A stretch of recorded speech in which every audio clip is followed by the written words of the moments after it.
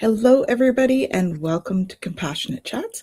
I'm Tanys Coughlan with My Place Home Care, and I'm joined by Heidi Gagne, from My Place Home Care. Sorry. And we have a very special guest today, Heather Tessier, who I will put here in the middle on our screen. So welcome, Heather. Thank you for joining us today. So I'm wondering if you can tell everybody why you're here. Tell us about your journey. Sure, absolutely. I guess my journey started when my mom was about 88. No, sorry, that's wrong. My mom was 78, and I noticed that she had some issues with the computer, telling me that her TV wasn't working, and saying that she, just some memory losses, but little small things that alerted me, but didn't. It didn't set me off. When you get older, things you tend to forget. Right. And then that went from little things to bigger things. And next thing you know, she called me one day and she said, and she's crying, and I go, "What's the matter, Mom?" And she said, "Well, I was driving to the bank, and I didn't remember where the bank was. And then I tried to get home and I didn't remember how to get home. And so I go, "Well, where are you now?" And she goes, "Well, I'm at home now." And I said, "That's okay." I said, "Why don't I pick you up? And why don't we go to the hospital?" And she said, "Okay." So the fact that she said okay was like my chance to get in there. So I picked her up, brought her to the QCH, and I said, "My mom's having memory issues, and I would like you to do a test." And so they did. And my mom looked at me and she said, "They're going to take my license away, aren't they?" And I said, "Maybe." Now, my mom didn't know. 2 weeks before that, I had a hunch. So I went out and I went scouring for retirement homes, because I know from doing a little bit of research that it goes from you're here to here real quick. So I found a retirement home. The Barhaven Manor is what it was called. And I went in and I had a look and I said, "Okay, put my name on the wait list, please." Anyways, then my mom gave me the call. We went to the hospital. They did tell me that she had a dementia, the early stages, the early signs. And so that's when the ball started rolling. Now, I think my mom was actually was easier to handle because her mom, my grandmother Doris, she had dementia. And so we'd been through this. So, and my mom had looked after my grandmother. And so then that's when I think she was easier to handle. So that's where it snowballed. It went from there to, okay, we've got to get you into the retirement home. We put her in the retirement home, and then it came to, all right, I went to her doctor with her. Everybody, I actually became her advocate right away, and looked after her home. I managed to get it all organized to sell, and then she put her in the retirement home, and then she had really good care from the retirement home, and then it kind of went from good to bad, and then it got worse.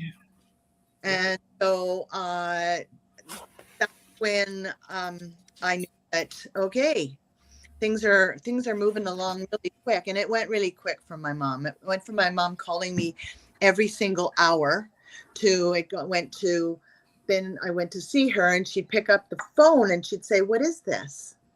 I go, "Well, Mom, that's..." So it went really quickly. Now I called Bruyere Hospital. I called, I think it was called Care For then. I'm not sure, or maybe that's what it's called now.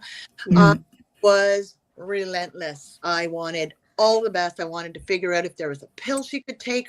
I took her to the doctors, her family doctor. And then I got into see Dr. Frank at Bruyere and asked for some guidance and some help and some steps to move forward. So going through it with grandma and then my mom and then my mom passed. But before she passed, my Aunt Mimi, my mom's sister, she was showing a little bit of signs, but not much. And then she ended up getting dementia. Oh, So, dear.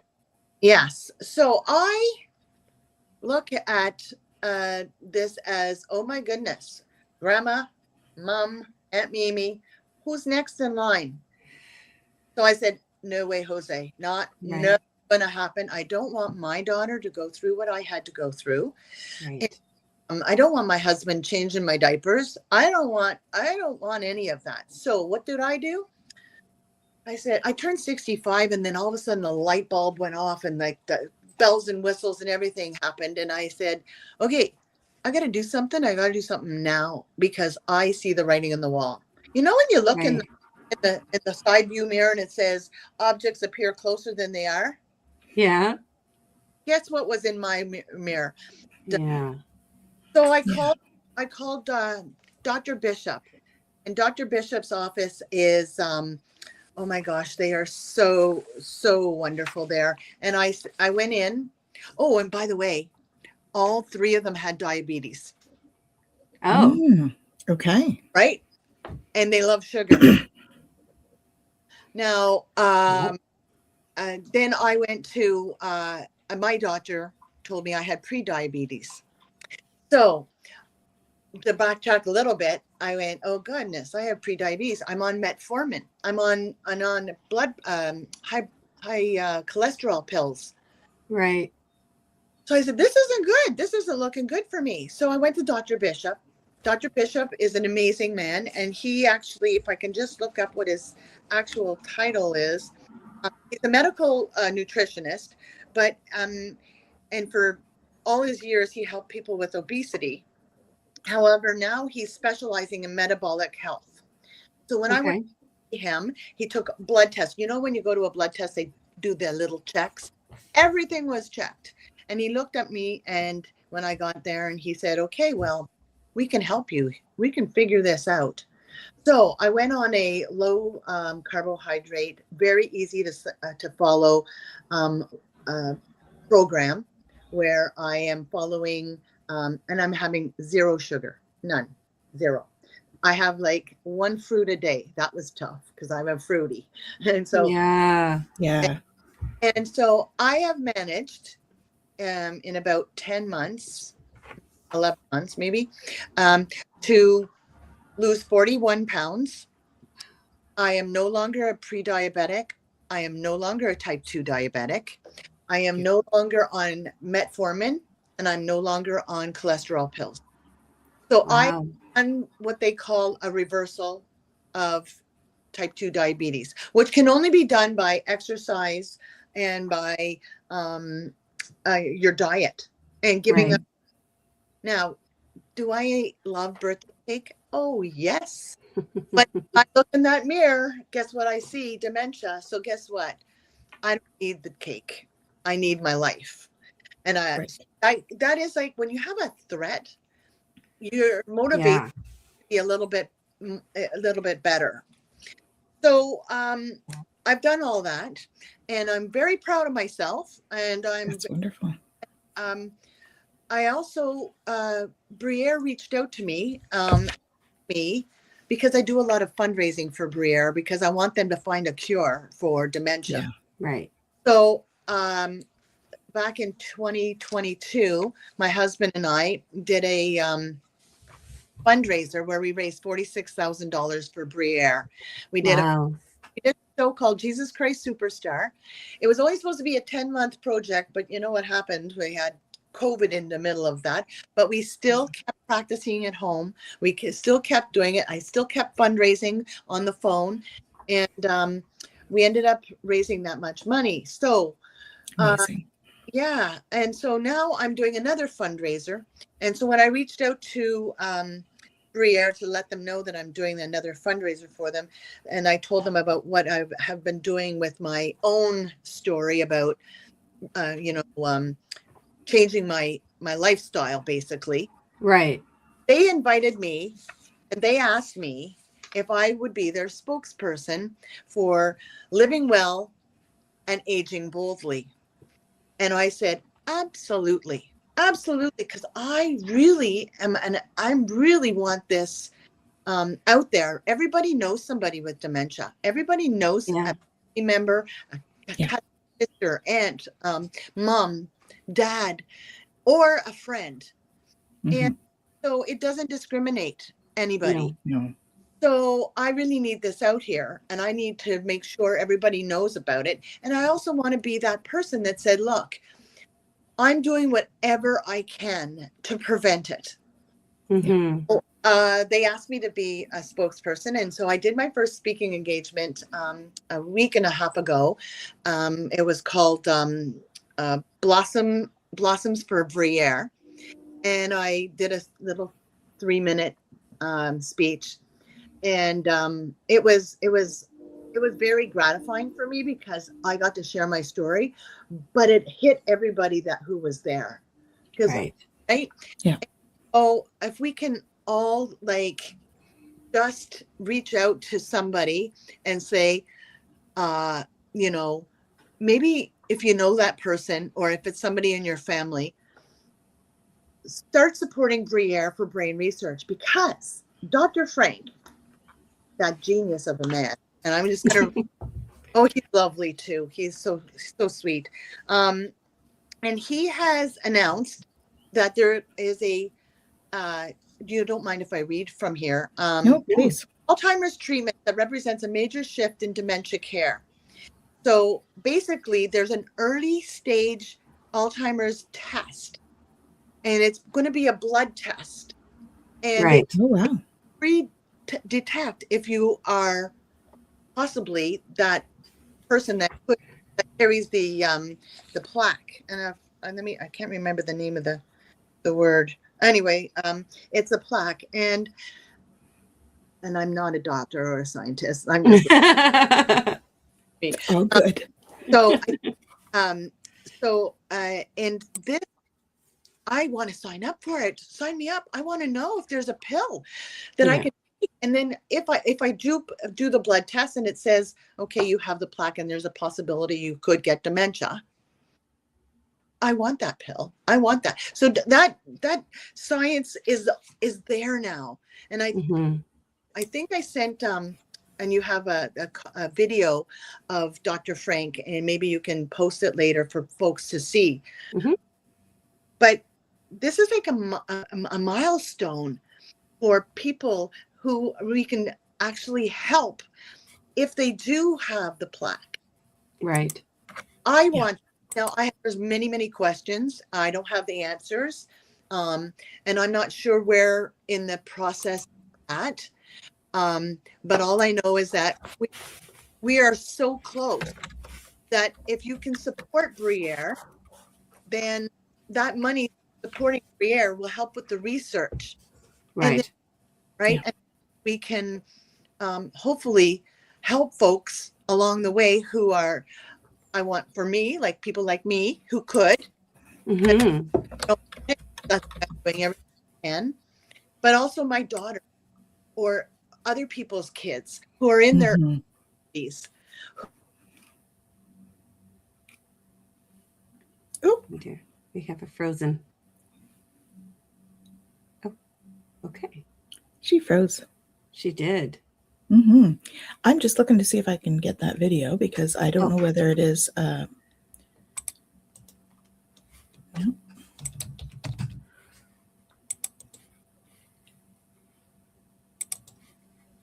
I did send the link to you. Oh, perfect. Okay. To your other email. So hopefully we'll be able to get that up because it was interesting. I listened to it this morning and you can tell the passion in his voice and how important everything is to him. And while we wait for Heather, hopefully to reconnect. So I just think that, Heather, you are a powerhouse and a firecracker. Absolutely. And using her experience and being able to completely change your life around is pretty amazing and, inspiring for a lot of people, because, who doesn't get told by their doctor, oh, well, you should probably, lose 20 pounds, or, you need to be more active. But to have something looming like the possibility of dementia, I feel like it would. I'm so sorry. I don't know what happened. That's okay. That's no worries. We were just discussing about what a firecracker you are, and how amazing it is that you take the, advice from the doctor that, you should do this, this, and this. You're pre-diabetic. You're seeing the signs that your mom and your grandmother went through, and your aunt, and you actually changed your life. And, we get told by doctors, oh, you should lose some weight, or you should get some more activity, or, you should do this and this. I know it's been mentioned to me a few times, like, this is what you should be doing. And I've never found the desire, I guess, or the strength. Maybe motivation, strength. The motivation, to actually change those things. And I wonder if I had that kind of looming thing that could vastly affect me and everybody around me, would I be able to change like my entire lifestyle? I bet you would. I feel like I probably would, but nothing has actually hit me that hard yet that I needed to. And I wish I wish I did. Like, I don't know, not that I had it looming, but I wish that I had the motivation to do it. But I think it's amazing. Now, I was reading your bio that you sent us, and you've always been relatively active in your life, right? I mean, you're a very vibrant person. You are, you've been in film and television, live performance. I believe you were a dancer for a while and teaching dancing. So, I mean, you are a vivacious person, it seems, to begin with. And that probably just helps you with that motivation, with getting and learning of your possible future diagnosis. But I like, hats off to you and to people like you that take that and run with it. Like, the experiences you had with Bruyere, and then you go and raise money for them. I mean, that's not what normal people do. Like, that's what amazing people of society will do. And yes, there is a, in the background, you're like, okay, what I do now might help me in 10 years or 15 years or 20 years, but you're also doing it. Well, I'm a person. This and so I just turned. Can you hear me okay? It's a little in and out, that's all. Yeah. Can you hear me now? Actually, that is better. Yeah, that is a little better. All right, I'm just gonna hold my phone. I'm so sorry. So I'm I think having the thought of saying you're going to do something and then do something about it. I don't know if that's normal or whatever, but I'm that person, and I'm all or nothing. And I'm also, I jump in with both feet, and then I get out of my way. I'm like bull in a china shop because I feel strongly about this. And I guess you have to really feel strongly about something. And I also, I've always had those 20 extra pounds or those 30 extra pounds or whatever. I do yoga. I walk every day. I go and I do, cardio strength classes or whatever. And I'm a retired Zumba instructor, and I'm a dance teacher and all, but I've always carried extra weight. And I always used to say it was in my genes. But you know what else is in my genes that I don't know, but dementia could be. Right. Yeah. Have that looming was enough to put me over, and I want Okay. I really want to know what she wants. Oh, there we go. Um, We can hear you anyway. Okay, can you see me now? No. I can see you guys. Oh boy. Can you see me? Nope. No. Oh, I knew we should have did a test drive. It's all good. It's all good. Okay. It's all good. So, Just go ahead. Yeah. Okay. Yeah. So when I lost my train. You were talking about basically being a powerhouse without looming. Yeah. And you're going to go do it. Yeah. And so that's why I'm raising money, is because I don't want anybody else to have that threat in their back. Like my daughter, I don't want her to have that. I don't know if it's looming in the back of her head, but it's looming in the back of my head. Right. So, yeah. So what is, as a spokesperson for Living Well, Aging Boldly, what's your role? What are you doing? Are you inspiring? Are you going out and doing talks? Are you doing just fundraising? Like what is your role in that? Well, my role, as I see it now, is going and doing speaking engagements at different events. Okay. And just telling my story and just saying, you know what, like I'm telling you guys, I'm just out here. I'm just an average everyday Joe. I'm not a scientist. I'm not a doctor. I'm just doing what the doctor said to do to help prevent anything in my future. And so I believe it's very new that I've just been asked, by the way, to be the spokesperson. So you're my first gig. Well, my second gig, actually. My first gig was Blossoms for Bruyere a couple of Thursdays ago. Yeah. And your history of acting and being in front of a camera definitely helps in this sort of thing, because you are very engaging on camera, and your ease at talking, and the fact that you've experienced it yourself, makes a huge difference. And I think it's awesome that you're doing this and taking that energy and spreading it around. And, maybe that will help people get up and, maybe not cut out sugar completely, but, be more aware of these things. And the more we can get that information out to people, the more knowledge we all have, and maybe we can make those better choices that affect our lives and those around us. So, right. Yeah. Up sugar is my choice, because there are, everything in moderation. And I don't want to scare people. Oh my gosh, there's sugar and everything. And why do you give up sugar and blah? I've heard I've also heard don't lose any more weight. And I've also heard all kinds of things. And oh my gosh. And I went, it's my health.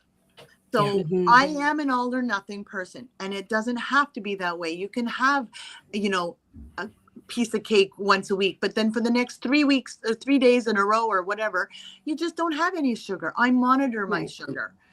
So now that I'm no longer a diabetic, I have like a Libra 3 on my arm to monitor my sugar, and this is going to be my last 6 days with it, because I don't need to, because I know what works, and I know, right? So, but you can, everything in moderation, and you don't need to like totally give up sugar, but I do. And the reason I do is because give an inch, take them, you know that saying. And some people can't do that. Some people, like you said you're an all or nothing. My husband is very much like that. Like he does not he'll snack later at night, and he hates that he does it, but he just wants a snack. So, I generally don't buy that kind of stuff unless we're planning a party, because it's hard on him. So why am I going to tempt him? I'm okay with it. I'm generally one of those people that if I would like something, like when it comes to food cravings and stuff, I'm more of like, okay, if I crave it for a few days, then I might get something and indulge a little bit of it, but I'll take half a chocolate bar and I'm like, okay, now I don't want it anymore. Yeah. But it is hard for those that are all or nothing. Now you can also change the world when you have that all or nothing kind of attitude. But it's also exhausting. Yes. So, and tell your husband, try this. Okay. After his last snack, make his last snack 7:30. Okay. 7:30, have that snack. Then tell him not to eat again till after 7:30 the next morning, or 8 o'clock the next morning. Do 12 hours. Okay. And then that will give his body enough time to, get it out of his system, but make it time that he cannot have a snack anymore. Right. And then wait 12 hours till he eats the next morning. Give it a shot. Okay. I will suggest that to him and see what he says. Yeah. Very cool. So am I still not on camera? Yeah, no, we don't see you, but we can hear you fine. So okay. So I do have a question. You were very proactive when your mother got her diagnosis, and she seemed to have been very proactive. So was she, like, how did you guys overcome the initial diagnosis? Because there's a lot of people out there that don't believe it or who have no experience with it. Now, you said she was pretty understanding, but what was that like for her? Like, did you guys talk about how she was feeling when she got the diagnosis? Yes. So I think when she got the diagnosis, it was kind of like, she knew, and now now it's been validated. Yeah. And so because she went through it with her mother. Right. And my mom used to go to Florida every year for this winter. And she kept saying to me over the last couple of times, this might be my last time. This might be my last time. And I said, well, Mom, let's just figure that out closer to the time when it's going to be your last time. I said, let's never say never. That's right. And then then when it was her last time, she went for one more visit to say goodbye to all her friends and whatever. And what I didn't know was that her friends had been covering for her. Now, they did it out of love. They didn't do it out of whatever, but they were always there checking in on her and whatever. And I only found that out when they all showed up to the funeral. Yeah. So if and that was, by that time I was grateful that they did that. Right. But they could have just told me maybe, and then I would have been able to, be a little bit more, proactive. But I got proactive as soon as we got the diagnosis. That was it. I took full control. I go, Mom, I'm going to work it all out for you. You don't have to worry about a thing. She was a worrywart. And so when there was, she worried about everything. So I said, I'm taking on all of your worry. Don't you worry about a thing. I found her a new place. And I said, and then I sold her house and, looked after all her everything so that, and then she kept asking me, well, when am I going home? And I'd say, in a couple of weeks, because what I learned is telling her the truth was very hard for her at one point. At a certain point in dementia, I would say, well, this is your home. Well, no, I don't want to live here. And then she'd get all anxious and whatever. So I would, because she's living everything. I learned a lot about how to deal with her. And so whatever she asked or whatever she said, I would agree with her. And then yes, okay, I'm on it right now. I'll do it right away. And then, or she'd call me and she'd say, is this my phone number? And then she'd recite my phone number. And I go, yes, it is, Mom. And she goes, oh, okay, thanks. Bye. Click, hang up. And so I learned how to deal with her anxiety and her worrying by disagreeing, because I felt terrible because I was basically lying to my mom, but I didn't. But it's not. But it's not, because it's not lying. And then she got nonverbal. And when she became nonverbal, and then she couldn't smile, and she wouldn't reach out. It's like she forgot to how to swallow, and she'd be coughing. Mm-hmm. Yeah, it was. Yeah. It was just hard. It's not a fun experience, and I don't want my daughter to go through that with me. So that's why I'm doing this, girls. That's awesome. That's awesome. Now you have a fundraiser coming up. I do. It's called the link, Music for Memory. The link is below for everybody. So you can go and grab some tickets while you can. Right. And the proceeds for the ticket sales are what's going to Bruyere. Okay. So even if you can't go, buy 10 tickets. Even if you can't go, buy 5 tickets, whatever it is. Right. But I really would like everybody to go. And I would really like people to come just because, it's for a good cause. And it's going to be a fun night because of all things. My mom loved to dance. So we have beautiful. We have 3 bands.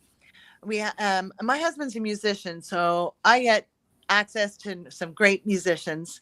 Wonderful. And so I have 3 great bands. We're going to have complimentary Lone Star snacks.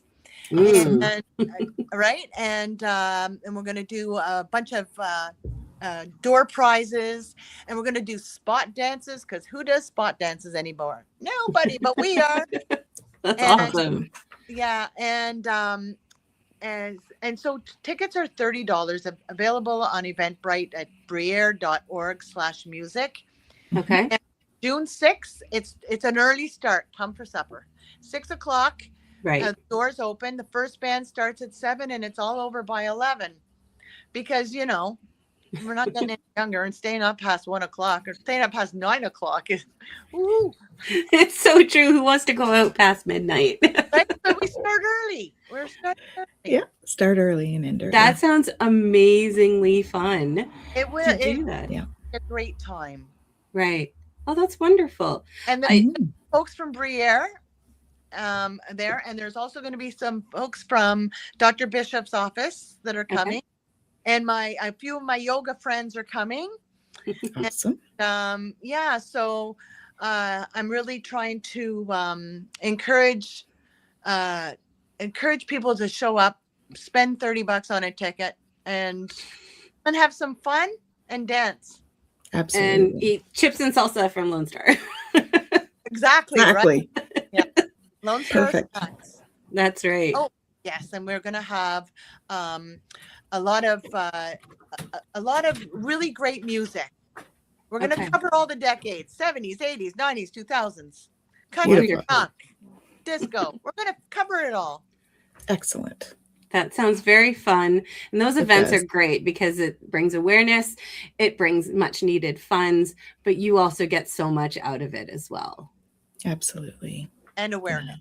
And lots of awareness. Exactly. That's wonderful. Well, we want to thank you so much for coming, Heather. And it's been great listening to your story and telling us about all the initiatives that you've been putting forward. And I'm sure there'll be lots more to come. So, stay tuned to the Elizabeth Bruyere stuff to find out what they're doing, and to Heather, and find out what she's doing, because she's doing all this amazing stuff.